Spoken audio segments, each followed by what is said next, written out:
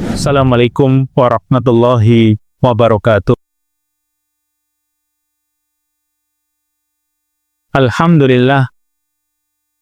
Alhamdulillahi hamdan katsiran tayyiban mubarakan fi kama yuhibbu rabbuna wa yarda. Asyhadu an la ilaha illallah wahdahu la syarikalah. Jalla 'anil syabihi wal mathili wal nadhir. Wa asyhadu anna Muhammadan abduhu wa rasuluh. Arsalahu Allahu bil huda wa dinil haq. Wa ballaghar risalah wa addal amanah. Wa nasahal ummah. Wa jahada billahi haqqa jihadih. Wa taraka ummatahu ala mahajjatin bayda'a naqiyah. Laiduha kana hariha la yazighu anha illa halik. Allahumma salli wa sallim wa barik ala nabiyyika wa rasulika Muhammadin wa ala alihi wa ashabihi wa man sara ala nahjihi wa ihtada bihadihi wa istanna bisunnatihi ila yaumil qiyamah. Ikhwani wa akhwati fiddin, a'azanallahu jami'an. Bapak-bapak, ibu-ibu, para remaja, hadirin saudara-saudaraku yang dimuliakan oleh Allah. Pada kesempatan yang baik ini, alhamdulillah, kita bisa bermajlis kembali. Meskipun majlis yang singkat ini, semoga Allah Subhanahu wa Ta'ala senantiasa menambahkan untuk kita al-ilmu nafi' wal amalus salih. Ilmu yang bermanfaat dan amal yang salih. Pada kesempatan yang baik ini, akan kita kaji satu hadis Nabi Sallallahu Alaihi Wasallam. Hadis yang diriwayatkan oleh Imam Al-Bukhari, yaitu Nabi Sallallahu Alaihi Wasallam bersabda, la ya'ti 'alan nasi zamanun illa walladhi ba'dahu syarrun minhu. Tidak akan datang kepada manusia suatu zaman, kecuali zaman berikutnya itu lebih jelek, lebih buruk daripada zaman sebelumnya. Ini kata Nabi ya, la ya'ti 'ala nasi zamanun illa walladhi ba'dahu syarrun minhu. Tidak akan datang kepada manusia suatu zaman kecuali zaman berikutnya itu lebih buruk daripada zaman sebelumnya.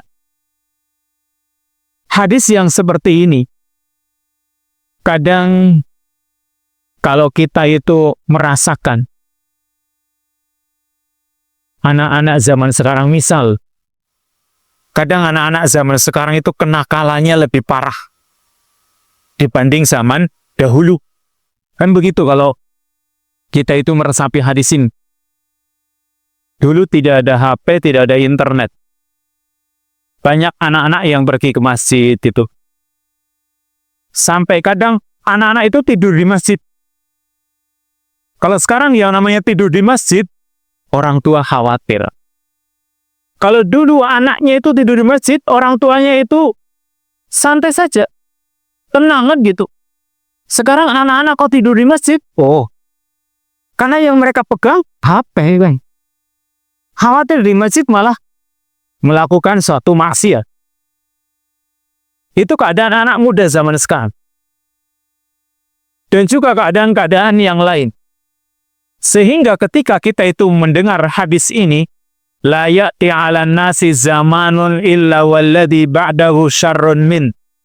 Tidak akan datang kepada manusia suatu zaman kecuali zaman berikutnya itu nanti lebih parah. Ketika kita mendengar hadis seperti ini, sepertinya kadang dalam diri kita itu terasa berat menghadapi masa yang akan datang. Karena Nabi mengatakan zaman berikutnya itu lebih parah. Kan jadinya kita itu kayak merasa berat. Duh, zaman yang akan datang berarti perkara yang berat bagi anak cucu kita, kan gitu. Karena yang akan datang pasti lebih susah. Intinya tadi, lebih jelek daripada zaman sebelumnya. Dan kadang membuat kita itu putus asa, tidak banyak berharap. Maka, perhatikan ketika Nabi SAW menyampaikan hadis ini, bukan berarti Nabi itu memutus harapan kepada kita. Bukan berarti mengajak kita supaya berputus asa. Bukan berarti Nabi mengajak kita supaya kita itu tidak punya harapan. Bukan berarti hadis ini menggiring kita supaya kita itu mengalami kegagalan. Atau supaya kita itu tidak usah bergerak, supaya kita itu statis, tenang gitu saja. Maka tentunya tidak. Karena Nabi SAW, beliau adalah Sayyidul Mutafailin. Pimpinan orang-orang yang punya sikap optimis. Dan Nabi SAW adalah Imamus Sabirin, imamnya orang-orang yang sabar. Maka ketika misalnya ya, Nabi itu optimisnya besar. Bukan berarti ketika kita itu mendengar zaman berikutnya lebih parah. Kalau begitu kita nggak usah bekerja. Tidak. Nabi SAW itu orang yang optimis. Misal ya, ketika Nabi SAW diberitahu musuhnya datang. Contohnya Perang Badar lah. Perang Badar, Nabi kan niatnya itu mau mencegat pasukan dagang yang pulang dari Syam, membawa rombongan dagang, ya, yang mereka itu membawa dagangan yang banyak, dipimpin oleh Abu Sufyan. Mereka cegat di Madinah. Karena dari Syam mau ke Mekah lewatnya Madinah. Ternyata mereka mengetahui kalau Nabi itu mencegat mereka. Mereka akhirnya meminta bantuan kepada orang-orang kafir Mekah atau orang-orang musyrik Mekah. Lalu orang-orang musyrik Mekah mengirimkan bantuan berupa 1000 pasukan perang. Dengan senjata yang lengkap, dengan perbekalan yang cukup. Ini mereka datang. Nih. Lalu ternyata ini tidak jadi lewat Madinah. Mereka itu lewat jalur lain. Sehingga ini pasukan dagang lepas. Nah, tinggal yang dihadapi ini adalah 1000 pasukan dengan senjata yang lengkap, dengan kendaraan yang juga memadai. Sedangkan Rasul itu cuma 300, bayangkan. 313 orang. Menghadapi 1000 orang. Yang 313 ini senjatanya ala kadarnya. Bayangkan, kudanya cuma 1. Sedangkan mereka kudanya itu 100 lebih. Untanya sekitar 300 sampai 400. Nah ini kudanya 1. Untanya sekitar 70. Menghadapi pasukan yang besar. Maka ketika mereka ada sedikit rasa takut, Nabi itu menumbuhkan sikap optimis bahwa Allah menjanjikan kepadaku kemenangan. Kan optimis jadinya. Jadi menghadapi sesuatu yang menakutkan justru Nabi itu optimis. Di perang-perang yang lain juga begitu. Nah sekarang, ketika Nabi SAW itu menyatakan bahwa zaman berikutnya itu lebih buruk daripada zaman sebelumnya.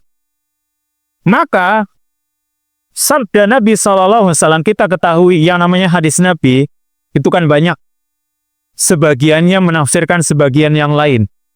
Maka jangan kita cuma mengambil satu hadis, meninggalkan hadis yang lain. Kenapa? Satu sama lain kadang saling berkaitan. Maka ternyata satu hadis ini ditafsirkan oleh hadis yang lain. Dan juga insya Allah banyak pelajaran, banyak faidah dari hadis-hadis yang Nabi SAW bawakan. Yang tentunya ketika munculnya hadis itu sendiri, ada manfaatnya. Ketika Nabi SAW berbicara dengan hadis tersebut, ada faidahnya. Maka berarti, ketika orang sekilas merasa takut, oh kalau begitu, zaman berikutnya itu akan lebih parah daripada zaman sekarang. Kalau begitu buat apa beramal? Kan mungkin itu pertanyaan. Kalau Nabi mengatakan zaman berikutnya itu lebih parah, ya buat apa kita beramal? Selagi yang namanya kejelekan itu semakin bertambah dan kebaikan itu berkurang, maka untuk apa kita beramal? Untuk apa kita beramar ma'ruf nahi mungkar? Untuk apa kita mengajak kepada kebaikan sementara kejelekan semakin meluas? Sementara kebaikan semakin berkurang. Maka tentu pertanyaan ini yang terinspirasi tadi dari hadis tadi, itu tentu Nabi SAW yang menjawabnya. Ya, Nabi SAW yang menjawabnya. Maka ada hadis lain yang juga menuntut kita untuk tidak berpangku tangan. Coba renungkan hadis yang diriwayatkan oleh Ali bin Abi Thalib radhiyallahu anhu. Dia menuturkan, kunna ma'an Nabi sallallahu alaihi wasallam fi baqi'il gharqad fi janazah. Kata Ali bin Abi Thalib, kami pernah bersama Nabi sallallahu alaihi wasallam di kuburan Baqi', yang dikenal dengan Baqi' al-Gharqad, ini dekat Masjid Nabawi. Kami pernah bersama Nabi SAW di kuburan Baqi' fi jenazah, karena untuk mengurusi jenazah. Ada jenazah yang mau dikuburkan, otomatis Nabi dan para sahabat ke kuburan tersebut. Faqala, lalu ketika mengurusi jenazah dimasukkan ke kuburan itu, Nabi bertanya, atau Nabi SAW mengatakan, ma minkum min ahadin illa waqad kutiba maq'aduhu minal jannati wa maq'aduhu minan nar. Tidak seorang pun dari kalian, melainkan telah dicatat tempat tinggalnya di surga dan juga tempat tinggalnya di neraka. Jadi masing-masing kita itu sudah punya tempat tinggal yang sudah dicatat oleh Allah. Ya, masing-masing kita itu sudah dicatat tempat kembali kita. Apakah di surga atau di neraka, itu sudah dicatat oleh Allah. Ini kata Nabi. Lalu para sahabat pun bertanya, ya Rasulullah, afala nattakil? Wahai Rasulullah, kalau begitu kita sudah pasrah saja sama takdir. Kalau memang kita itu sudah dicatat, kita itu menjadi penghuni surga atau neraka, ya sudah kita pasrah saja sama catatan. Toh kita mau beramal ini, beramal itu, kalau memang catatannya neraka, ya neraka. Kalau catatannya surga, gak usah beramal juga masuk surga. Kalau begitu kita itu pasrah saja, gak usah beramal. Apa kata Rasulullah SAW? Faqala sallallahu alaihi wasallam, maka Nabi SAW bersabda, i'malu fakullun muyassarun. Beramalah kalian karena masing-masing akan dimudahkan. Jadi suruh beramal sekalipun orang mungkin catatannya di surga atau di neraka sekalipun. Yang penting, pertama kita kan nggak tahu. Yang kedua, yang penting kita beramal. Maka Nabi SAW membaca ayat fa'amma man a'ta wattaqa wa saddaqa bil husna wa sanuyassiruhu lil yusra, sampai kalimat wa sanuyassiruhu lil usra.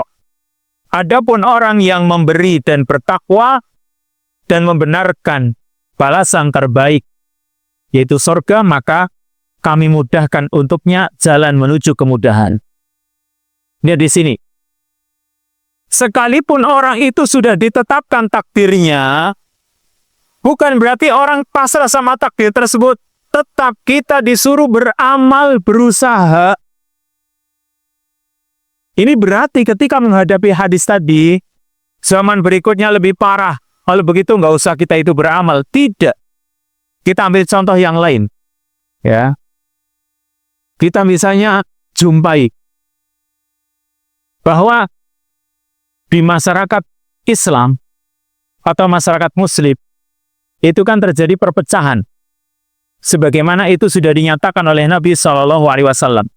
Sudah dinas bahwasanya kaum muslimin akan terpecah menjadi 73 golongan. Kata Nabi SAW, "Sataftariku hadhil ummah ila salasin wa sab'ina firqah." Umatku ini akan terpecah menjadi 73 golongan. Kulluha finnar illa wahidah. Semuanya di neraka kecuali satu. Nah sekarang, kita jumpai pula yang namanya kaum muslimin kan terpecah belah. Lalu apakah kita itu sudahlah, kalau terpecah belah memang Nabi sudah mengatakan terpecah belah, ya sudah biarkan saja. Tidak begitu. Justru kita itu jangan membiarkan kaum muslimin terpecah belah. Tetapi kita tetap berusaha untuk menyatukan kaum muslimin. Tentu mereka akan bersatu jika di atas akidah yang benar, di atas manhaj yang benar, yaitu di atas Quran dan Sunnah. Allah itu memerintahkan kita, wa'tasimu bihablillahi jami'an wala tafarraqu. Berpegang teguhlah kalian dengan tali Allah. Ya, dengan tali Allah ini apa? Dengan agama Allah yang berdasarkan Quran dan Sunnah. Berarti kita tetap berusaha, meskipun kenyataannya kaum muslimin terpecah belah, kita berusaha menyatukan, disatukan dengan Quran dan Sunnah. Kembalikan kaum muslimin kepada Quran dan Sunnah seperti yang dipahami oleh Rasul dan para sahabat. Makanya Rasul mengatakan yang selamat namanya al-jamaah. Lalu jamaah itu siapa? Man kana ala mislima ana alaihi al-yawma wa ashabi.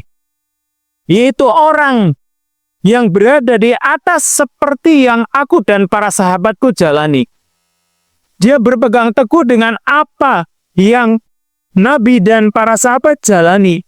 Nah itu namanya al-jamaah. Maksudnya kita itu, meskipun tadi, memang kita juga melihat kaum muslimin kenyataan terpecah belah. Lalu dibiarkan begitu saja? Ya tentu tidak. Satukan mereka, bersatulah di atas Quran dan Sunnah. Karena itu yang akan menyatukan. Jadi jangan, kalau udah terpecah ya sudah. Tidak seperti itu Nabi SAW. Maka sekarang, ketika mensikapi hadis tadi, juga kita itu jangan terlalu pesimis. Karena kejelekan yang dimaksud dalam hadis tadi, saya ulangi hadisnya ya, la ya'ti 'alan nasi zamanun illa walladhi ba'dahu syarrun minhu. Tidak akan datang suatu zaman kecuali zaman berikutnya lebih buruk, lebih jelek dari sebelumnya. Buruk di sini bukan berarti semuanya buruk. Mungkin ada sebagian tepat yang baik. Mungkin ada sebagian masa di mana mereka juga mengalami kebaikan. Kita ambil contoh sajalah, masyarakat kita akan bisa menilai. Mungkin tadi, kalau dari segi kenakalan anak, mungkin sekarang lebih parah barangkali. Meskipun tawuran nggak ada kalau di kita. Kalau di kota-kota besar masih ada tawuran. Dan kalau di kita kan relatif tidak ada. Tetapi, kenakalan anak mungkin banyak. Melalui tadi media-media yang ada. Anggaplah itu mungkin terjadi kemerosotan. Tetapi kita ambil contoh. Anak-anak zaman sekarang. Itu kadang juga mengalami sisi kebaikan. Loh, anak-anak SD, dulu itu nggak ada anak SD berjilbab perempuan. Zaman jenengan Pak Bu. Apa ada anak SD yang pakai jilbab? Nggak ada lah, anak perempuan itu nggak ada yang berjilbab, sampai SMP saja nggak berjilbab. Tapi sekarang alhamdulillah, mereka itu dari kecil sudah tahu aurat gitu kan.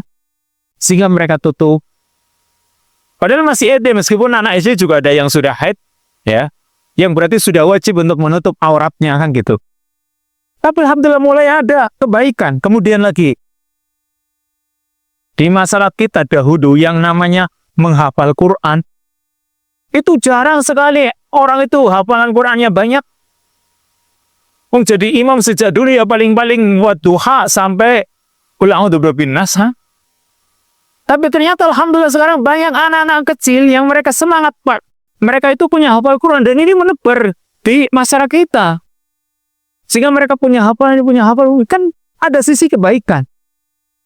Tapi memang tadi ya ada sisi kejelekan pula. Makanya tadi kejelekan di sini bukan bersifat mutlak. Coba kalau ini bersifat mutlak, kita ambil contoh saja. Keadaan yang dialami oleh salah satu khalifah. Yang khalifah ini khalifah yang masyhur, yaitu Khalifah Umar bin Abdul Aziz rahimahullahu ta'ala rahmatan wasi'ah. Di zaman Khalifah Umar bin Abdul Aziz, ini zamannya dengan zaman sebelumnya, yaitu zamannya Al-Hajjaj bin Yusuf As-Saqafi. Umar bin Abdul Aziz, dia itu kan aslinya seorang gubernur dia. Tapi gubernur kemudian menjadi khalifah. Tapi sebelum Umar bin Abdul Aziz, zaman gubernurnya adalah Al-Hajjaj bin Yusuf. Al-Hajjaj bin Yusuf itu seorang penguasa yang zalim. Penguasa yang menumpahkan darah kaum muslimin. Membunuh ya sahabat Abdullah bin Zubair bin Awam. Dan juga membunuh sahabat yang lain. Ini kan zamannya nggak lama antara zaman Hajjaj, padahal zaman Hajjaj ini sebelumnya. Lalu datanglah zaman Umar bin Abdul Aziz, yaitu zaman kemakmuran luar biasa. Dalam sebuah riwayat, di zaman Umar bin Abdul Aziz, itu yang namanya orang, ketika mau mengeluarkan sedekah, sampai bingung mereka. Kenapa? Nggak ada orang yang mau dikasih sedekah. Ini zamannya Umar bin Abdul Aziz, sehingga saking bingungnya mereka, ketika mengeluarkan sedekah atau zakat, mereka taruh di depan rumah. Siapa yang mau ngambil silahkan. Ternyata nggak ada yang mau ngambil. Akhirnya pemerintah turun untuk mengambil. Kenapa? Nggak ada yang mau ngambil. Kalau zaman kita, zaman kita pertanyaan, siapa sih ngawe zakat? Siapa sih ngawe sedekah? Kan gitu. Di zaman sekarang lain. Tapi zaman itu, kadang zamannya itu, zaman Nabi jelas. Zaman Nabi tidak perlu diragukan. Tapi terjadi zamannya Al-Hajjaj bin Yusuf. Luar biasa. Sengsara kaum muslimin. Ternyata tidak lama kemudian zaman Umar bin Abdul Aziz. Di zaman itu yang namanya kejelekan mulai kecil, kerdil jadinya. Dan meluaplah kebaikan-kebaikan. Lalu ini bagaimana? Kan gitu. Katanya Nabi tadi, tidak datang suatu zaman, kecuali zaman berikutnya lebih parah. Loh, nyatanya zaman Umar bin Abdul Aziz lebih baik daripada zaman sebelumnya. Ini bagaimana? Maka, sebagian ulama menafsirkan hadis ini tadi. Hadis tidaklah datang suatu zaman, kecuali zaman berikutnya itu lebih parah. Maksudnya, kata Al-Hasan Al-Basri, alal aksar al-aghlab.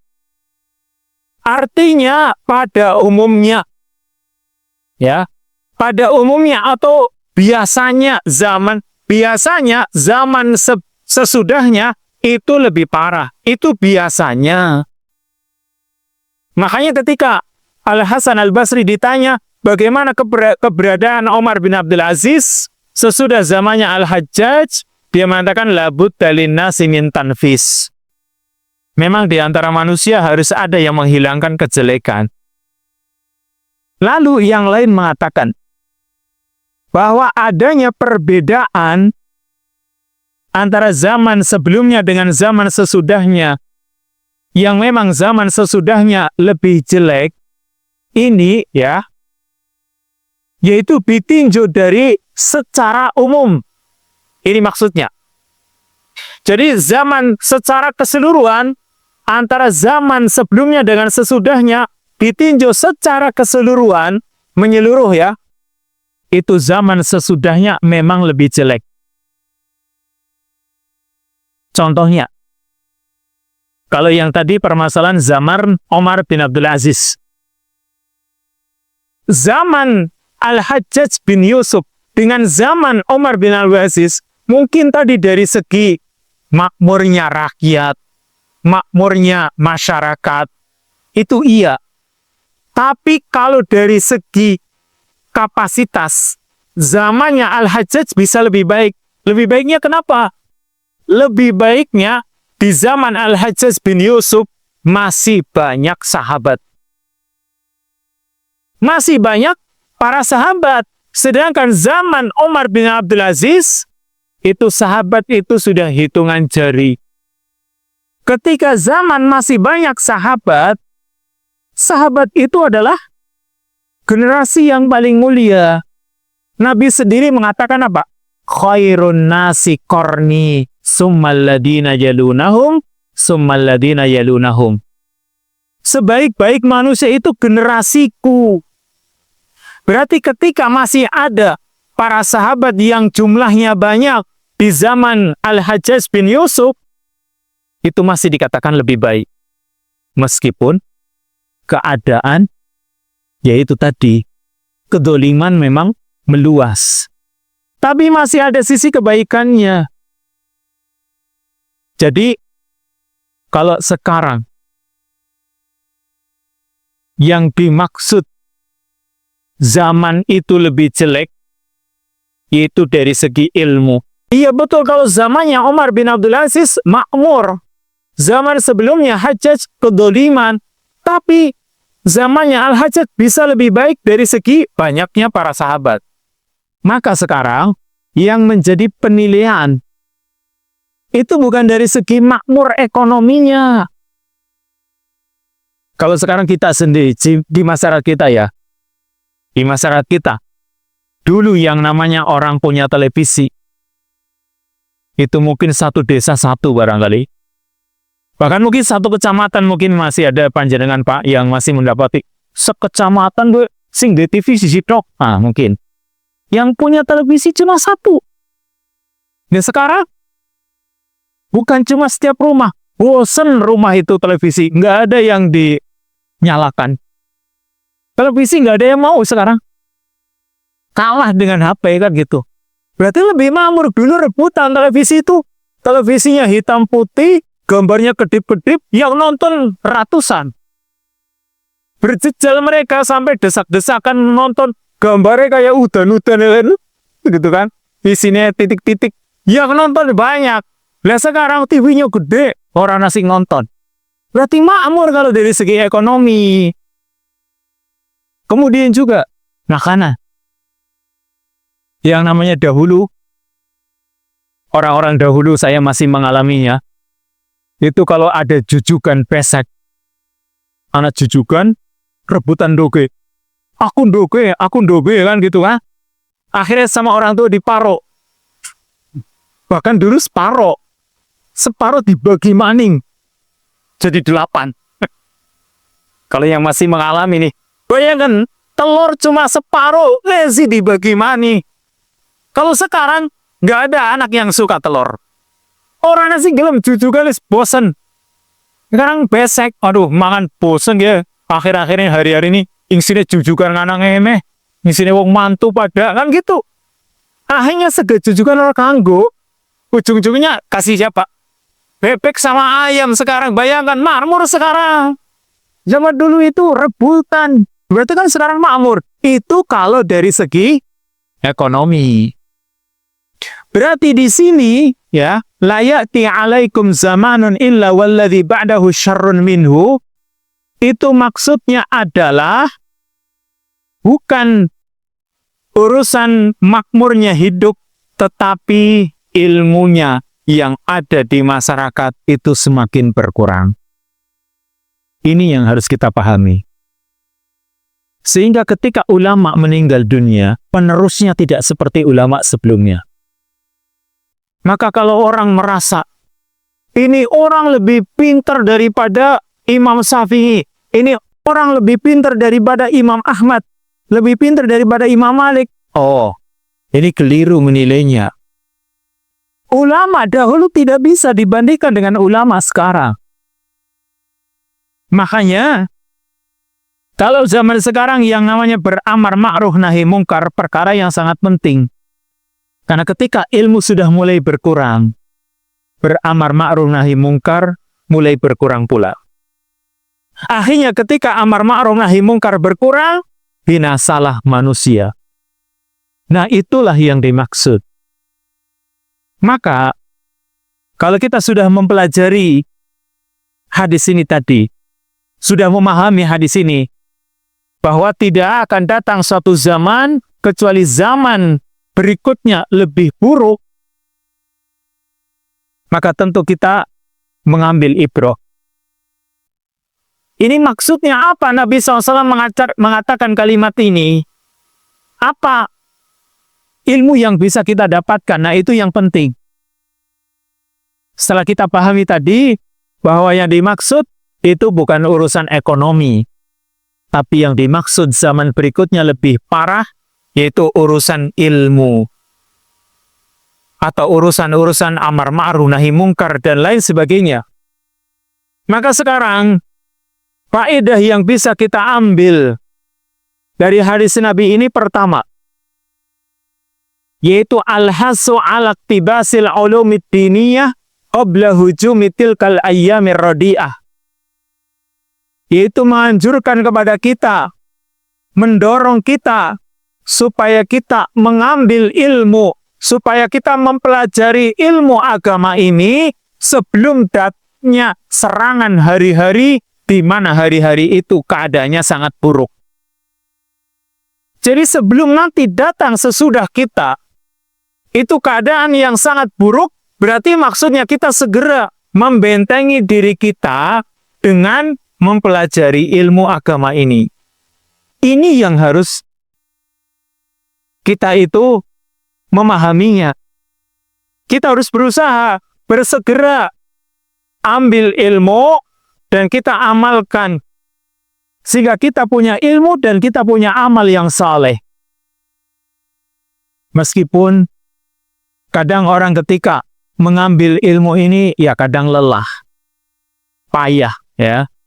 Tapi insya Allah, daripada menunggu datangnya waktu, di mana waktu itu keadaannya lebih parah daripada sekarang, maka harusnya sekarang kita manfaatkan. Karena insya Allah, zaman ketika menjauh dari zaman kenabian, tentu zaman ini lebih parah. Kita ambil contoh sajalah, kita mengambil ibrah dari adanya mata air. Mata air ketika pertama kali keluar dari pegunungan. Maka jelas sumber airnya itu jernih. Karena baru keluar dari mata airnya. Makanya perusahaan air minum itu mereka membeli sumber-sumber mata air. Sumber mata air di pegunungan, ya Gunung Samet, Gunung Pandaan, Jawa Timur, kemudian di Sukabumi. Itu perusahaan air minum itu sudah membeli dibeli mata air. Karena itu sumber yang jernih. Ya kalau di kita ya mungkin ya yang punya penyelingan air yang sifatnya perumahan, ya pakai sumur aja kan itu. Tapi kalau yang perusahaan air besar, mereka membeli sumbernya. Ya jadi sebuah tanah yang luas dibeli karena di situ ada mata airnya. Untuk apa? Dimanfaatkan ini. Karena mereka tahu sumbernya ini jernih. Karena baru keluar dari mata air. Tapi kalau sekarang keluar dari mata air, terus mengalir ke bawah, yang terjadi apa? Bercampur dengan tanah, dengan kotoran. Terus, makanya dari atas, awalnya jernih. Begitu sampai di laut, sudah keadaannya itu sudah seperti lumpur. Padahal awalnya jernih. Nah seperti itulah zaman Nabi, ilmu yang datang dari Nabi itu jernih. Tidak ada kotoran syubhatnya, tidak ada hawa nafsunya, ya tidak ada perkara bid'ah dan lain sebagainya. Masih jernih. Tapi kesini datang kesini, lama-lama orang itu harus memilih. Ini sumbernya ini sudah nggak jernih. Harus berusaha mengembalikan ke sumbernya, kan begitu. Nah, itulah keadaannya. Berarti sekarang ketika kita menghadapi yang namanya zaman ketika semakin menjauh dari zaman kenabian, ilmu ini sudah mulai bercampur dengan berbagai macam fitnah. Makanya tadi kita berusaha untuk mengambil ilmu ini, jangan sampai kita itu menyesal. Ternyata kita itu sudah tua, sementara menghadapi keadaan yang begitu berat. Kita itu tidak ada benteng ilmunya. Hal-hal yang menakutkan datang, ternyata dia belum punya bekalnya. Maka ini, ya, pelajaran yang pertama. Atau faidah yang pertama yang kita ambil dari hadis tadi. Lalu yang kedua.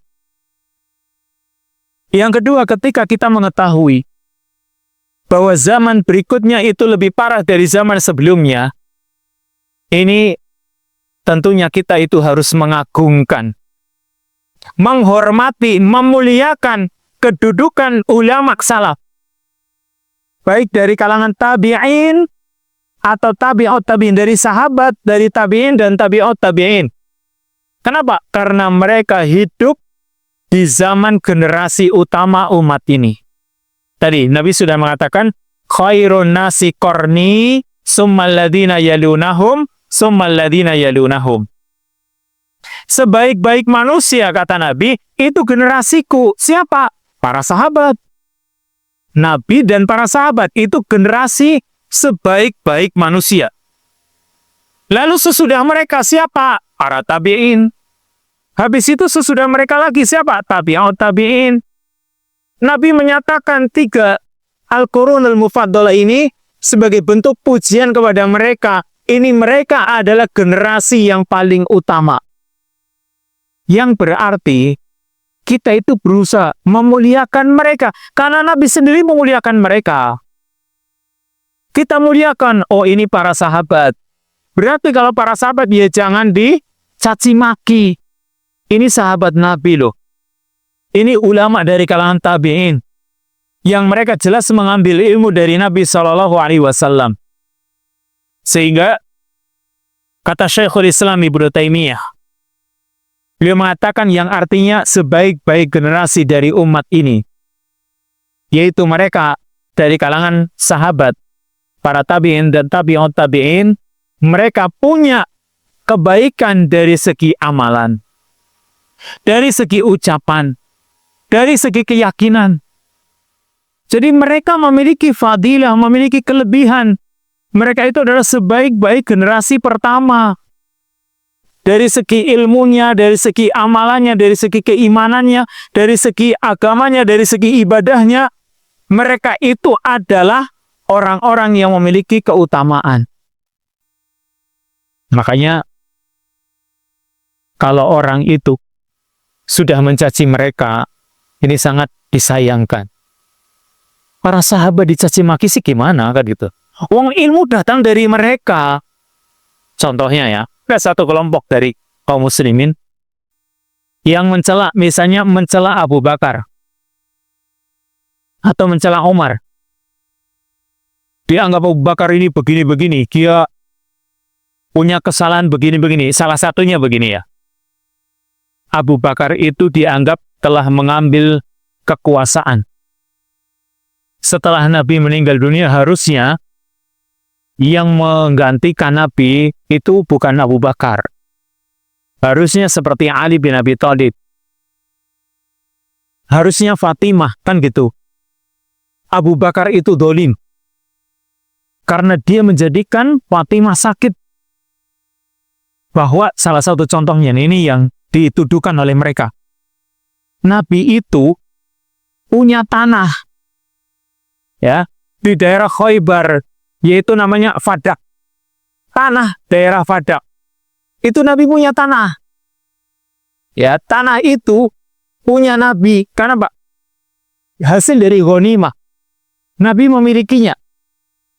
Ternyata setelah khalifah di tangan Abu Bakar As-Siddiq, ya, Abu Bakar yang menjadi khalifah, itu tanah tidak diberikan kepada Fatimah, tapi diambil oleh Abu Bakar dan diperuntukkan untuk fuqara wal masakin.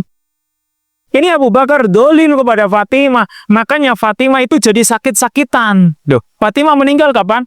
6 bulan setelah Nabi meninggal, Fatimah meninggal. Tuduhan mereka, Abu Bakar ini gara-gara yang membuat Fatimah sakit. Padahal Abu Bakar As-Siddiq itu tidak berjalan dengan hawa nafsunya. Dia berjalan dengan kaidah hadis. Dia tahu hadis-hadis Nabi SAW, ya, bahwasanya hartanya Nabi itu tidak boleh diwariskan. Kata Nabi SAW, nahnu ma'asyiral anbiya lam nuras atau lam yuras ma taroknahu sodaqah. Kami para nabi itu tidak diwarisi hartanya. Jadi nggak ada ceritanya Nabi meninggal kemudian anaknya mewarisi hartanya, nggak ada. Ma taroknahu sodaqah, kata Nabi, yang kami tinggalkan itu menjadi sodaqah. Nah, Abu Bakar mengamalkan hadis ini. Seandainya Abu Bakar tidak mengamalkan hadis ini, pasti harta itu sudah dikasihkan. Karena Abu Bakar juga punya rasa kasih sayang. Beliau tidak ada keinginan untuk mengambil harta sedikit pun. Ini yang namanya generasi para sahabat. Mereka itu orang-orang yang luar biasa dalam mengamalkan ilmu. Tahu ilmu, mereka amalkan. Sehingga sampai Abdullah bin Mas'ud memberikan nasihat kepada kita. Man kana minkum mustannan falyastanna biman qad mata. Barang siapa di antara kalian yang ingin mengikuti sunnah, meniru seseorang, falyastanna biman qad mata, hendaklah dia mengikuti orang yang sudah meninggal dunia. Kenapa? Fa innal hayya la tu'man alaihil fitnah. Karena orang yang masih hidup, dia belum aman dari fitnah. Masih bisa gonjang-ganjing. Bisa saja dia adalah awalnya orang yang begitu semangat memperjuangkan Islam, ternyata di akhir hayatnya dia membelot. Kan mungkin saja. Karena Pak masih hidup, belum aman dari fitnah. Tapi orang yang sudah mati dan mereka benar-benar menjadi orang-orang yang menegakkan Islam, menegakkan sunnah, itu yang kita ambil. Ulaika ashabu Muhammadin abarruha hadhil ummah quluban wa makuha ilman. Mereka, kata Abdullah bin Mas'ud, mereka para sahabat Nabi Muhammad SAW adalah orang yang paling baik dari umat ini hatinya. Orang yang paling dalam ilmunya. Orang yang paling sedikit membebani diri. Yang Allah Subhanahu wa Ta'ala telah memilih mereka untuk menemani Nabi-Nya, untuk menegakkan agama ini. Maka kenali hak mereka. Berpeganglah dengan petunjuk mereka, karena mereka berada di atas petunjuk yang lurus. Ini nasihatnya Abdullah bin Mas'ud. Nasihat yang lain juga, yaitu kita harus berpegang dengan asar peninggalan orang-orang sebelum kita atau para ulama salaf. Insya Allah mereka datang membawa perkara yang mencukupi kita, perkara yang bisa menyembuhkan, memuaskan diri kita dalam urusan agama ini, bukan perkara-perkara yang membuat kita itu jadi bingung. Kan begini, kadang kalau orang itu menyampaikan ilmu tetapi dicampur dengan filsafat, itu orang jadi bingung. Ya, orang itu jadi bingung karena Pak dicampur dengan urusan filsafat-filsafat yang membuat orang jadi gak paham kok. Misalnya, orang yang kalau sudah sudah kemasukan filsafat, agama itu akhirnya, kebenaran agama itu didasarkan pada diri masing-masing. Akhirnya pakai akal. Contoh orang yang tidak mau sholat. Orang karena sudah mungkin filsafatnya sudah tingkatan tinggi, sampai dia nggak mau sholat. Ketika ditanya kenapa nggak mau sholat, sholat itu kan, kalau tujuan sholat mencegah perbuatan keji dan mungkar, ya saya sudah nggak keji nggak mungkar, ya nggak perlu sholat. Itu dalilnya tuh. Inna sholata tanha 'anil fahsya'i wal munkar. Sesungguhnya sholat itu mencegah perbuatan keji dan mungkar, kan? Nah, saya nggak keji, nggak mungkar. Dia buat apa sholat? Dia otak-atik, yang namanya kebenaran itu dia otak-atik. Padahal orang itu, kalau mengikuti Nabi dan para sahabat, Nabi itu orang terbaik, gak ada yang menafikan beliau. Beliau adalah manusia terbaik. Bayangkan, sampai ketika akhir hayat beliau masih mewasiatkan apa? Sholat. Bayangkan, nafas itu sudah susah untuk bernafas. Saking pengapnya Nabi SAW, Nabi masih mengucapkan kalimat sebelum beliau menghembuskan nafas terakhir. Beliau mengatakan, as-salata, as-salata, wa ma malakat aimanukum. Jaga salat kalian, jaga salat kalian. Dan juga urusan-urusan budak kalian. Ini, oleh Nabi, diperintahkan supaya kita menjaga. Bayangkan akhir hayat beliau. Beliau ketika kondisi sakit, salatnya berjamaah harus dituntun, harus dipapah oleh 2 orang sahabat. Beliau datang. Kenapa? Urusan salat itu urusan nomor 1 dalam urusan amalan. Tetapi kadang orang-orang merasa ilmunya sudah tinggi, tinggalkan sholat. Ini kan sudah berarti dia mengikuti hawa nafsunya, tidak mengikuti bagaimana Rasul dan para sahabat menjalaninya.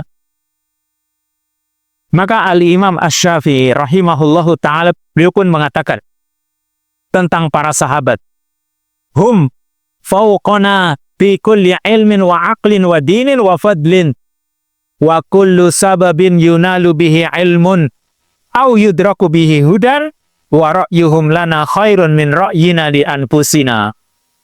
Kata Imam Asy-Syafi'i, mereka para sahabat itu ada di atas kita dalam setiap urusan ilmu, urusan akal, urusan agama, dan berbagai keutamaan yang lain. Dan semua faktor yang dengannya orang bisa meraih ilmu, dan dengannya orang itu bisa mendapatkan petunjuk, itu mereka semua lebih baik dibanding pendapat kita. Ya, dibanding pendapat kita sendiri. Ini kata Imam Asy-Syafi'i. Intinya yang kedua tadi, ya, faedah yang kedua tadi, yaitu kita berusaha mengagungkan generasi sebelum kita, yaitu para salafun salih, baik dari kalangan sahabat, tabi'in, dan juga tabi'ut tabi'in. Lanjut, faedah yang ketiga, yaitu annal mu'min idza 'asha fi akhiril azman aw fi bi'atin ghalaba fiha syarr aw 'alat fiha rayatul munkar fa 'alaihi an yaqidal azm an yakuna minal muslihin. Bahwa seorang mukmin ketika dia hidup di akhir zaman atau dia hidup di sebuah lingkungan yang ternyata dominan di lingkungan itu kejelekan, atau kemungkaran ternyata sudah banyak, maka berpegang dengan hadis tadi, hendaknya seorang mukmin itu punya tekad untuk bisa memperbaiki keadaan mereka. Jadi ini yang dimaksud. Ketika zaman berikutnya lebih parah, bukan berarti dia biarkan. Justru seorang mukmin itu berusaha untuk menjadi muslihin, yaitu orang-orang yang mengadakan perbaikan. Jangan dibiarkan, minimal mengurangi tekanan kejelekan itu sendiri. Jadi beramar ma'ruf nahi mungkar itu sangat penting bagi seorang mukmin. Jangan dibiarkan, karena itu nanti akan dimintai pertanggungjawaban di sisi Allah Subhanahu wa Ta'ala. Curahkan kemampuan sesuai dengan apa yang dia miliki. Nggak harus dia harus dengan berceramah, tidak. Mungkin dia barangkali, ya minimal dia ingkari dengan hatinya, kan begitu. Man ra'a minkum mungkaron falyughayyirhu biyadihi. Siapa di antara kalian yang melihat suatu kemungkaran, kalau bisa cegah dengan tangannya. Fa illam yastati' fa bilisanihi. Kalau nggak mampu dengan tangannya, ya dengan lisannya. Wa illam yastati' fa biqalbihi. Kalau nggak mampu dengan lisannya, dengan hatinya. Dan insya Allah kalau dia sudah berusaha Semoga dia itu punya hujah nanti di hadapan Allah Subhanahu wa Ta'ala. Ya Allah, sudah saya sampaikan kepada mereka, sudah saya cegah kemungkaran ini. Karena nanti kalau di hadapan Allah, kita itu ditanya, kenapa kamu melihat kemungkaran kok kamu biarkan? Alasannya apa kita? Ya, kita nggak punya alasan. Padahal yang namanya kemungkaran itu madorotnya itu bukan cuma yang melakukan saja. Orang lain kena imbasnya, kan gitu. Orang lain bisa mengalami imbas dari kemungkaran tersebut, dari kejelekan tersebut. Seperti ibarat ya, sebuah kapal yang kalau ada orang yang berusaha melubangi kapal tersebut, satu orang saja dibiarkan, semuanya akan tenggelam. Dan itulah harusnya dalam diri seorang mukmin berusaha untuk punya jiwa amar ma'ruf nahi mungkar. Yang keempat, yang terakhir, ya, bahwa ketika Anas bin Malik membawakan hadis ini tadi, yaitu la ya'ti alaikum zamanun illa walladhi ba'dahu syarrun minhu, Anas bin Malik membawakan hadis ini ketika mendapati para tabi'in yang mereka tertekan dengan tekanannya Al-Hajjaj bin Yusuf. Maksudnya dia ingin menjelaskan bahwa mereka para sahabat sebenarnya paham keadaan yang dimaksudkan, yaitu keadaan zamannya Al-Hajjaj bin Yusuf. Itu mereka harus berusaha. Ini keadaan lebih parah, maka dia bawakan. Supaya mereka bersabar, pertama bersabar menghadapi tekanan dari penguasa, yang kebetulan penguasa waktu itu luar biasa. Pokoknya Al-Hajjaj bin Yusuf itu penguasa muslim tapi paling dolim. Karena dia membunuh orang itu perkara yang remeh bagi dia. Ya muslim dia, tapi dolim. Maka orang menghadapi yang seperti itu sabar. Dan tetap berpegang teguh dengan sunnah-sunnah Nabi SAW. Jadi yang pertama yang harus dimiliki oleh seorang mukmin sabar. Ya semoga kalau misalnya menghadapi penguasa yang tidak baik misalnya, dia bersabarnya begini. Ya paling-paling penguasa kita ya, kalau misalnya katakanlah misalnya bupati, gubernur, presidennya paling-paling 5 tahun ya semoga berganti. Kan begitu. Ya nanti kan kita bisa istirahat kan gitu. Jadi andai kata, ini andai kata, orang hidup dalam kekuasaan penguasa yang dolim. Ya paling-paling sebatas umur orang itu kan. Ya paling-paling nanti kalau dia meninggal ya sudah, semoga berganti dengan yang lebih baik. Lalu yang kedua, orang harus berusaha mengamalkan agama ini. Jadi berusaha untuk mengamalkannya. Supaya apa? Itu menjadi benteng bagi dirinya. Kalau dirinya itu dipenuhi dengan amalan-amalan, sibuk dengan mengamalkan urusan-urusan tadi, itu tidak menjadi penghalang bagi dirinya. Rasa takut kepada penguasa, rasa takut kepada masyarakat yang jelek, itu sudah dibentengi dengan apa? Dia menyibukkan dirinya dengan beramal. Dan semoga amalannya itu bisa menolongnya nanti di hari kiamat. Jadi intinya, yang bisa kita lakukan hari ini, lakukanlah. Jangan menunggu-nunggu. Ya, yang bisa kita lakukan, lakukan. Istilahnya, fabadir bil amal. Bersegeralah melakukan amalan. Dan ingat, kalau kita ingin mencontoh, contohlah para ulama salaf. Ulama pendahulu kita. Karena mereka, jalannya mereka itu aslam wa ahkam. Lebih selamat dan lebih bijak. Dan berusaha kita itu menjadi orang-orang yang mengadakan perbaikan supaya zaman ini tadi minimal tekanan kejelekan itu lebih berkurang. Jangan dibiarkan. Semoga Allah Subhanahu wa Ta'ala ya membuat kita itu nanti punya hujah di hadapan Allah bahwa kita itu sudah berusaha untuk mencegah kemungkaran yang ada. Wassallallahu wasallam ala nabiyina Muhammad wa ala alihi wa sahbihi ajma'in. Subhanakallahumma wa bihamdika asyhadu an la ilaha illa anta Astaghfiruka wa atubu ilaik. Wassalamualaikum warahmatullahi wabarakatuh.